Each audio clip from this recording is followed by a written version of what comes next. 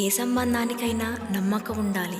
ఇప్పుడు ఏర్పడే ప్రశ్న ఏమిటంటే నమ్మకం ఎవరి మీద ఉండాలి అని. అది మీకు అర్థం కావాలంటే ముందుగా మీకు ఇది అర్థం కావాలి. కట్టడానికి ఉపయోగపడే తాడు దృఢంగా ఎలా తయారవుతుంది? ప్రతి తాడు మూడింటితో పెనవేసుకుంటుంది. నమ్మకం విషయంలో కూడా అంతే. ఈ విధంగానే నమ్మకం కూడా ఆధారపడి ఉంటుంది. మీరు ఎవరితో నమ్మకం అనే బంధాన్ని జోడిస్తారో వాళ్ళకి మీ జీవితంలో 3 విషయాలు తెలుసుండాలి, అర్థం చేసుకోగలగాలి. మొదటిది, మీ నవ్వు వెనక దాగి ఉన్న మీ బాధ. రెండవది, మీ కోపం వెనక ఉన్న మీ ప్రేమ. ఇక మూడవది, మీ మౌనం వెనక దాగి ఉన్న మీ మాటల అగ్నిపర్వతం, మీ నిస్సహాయత.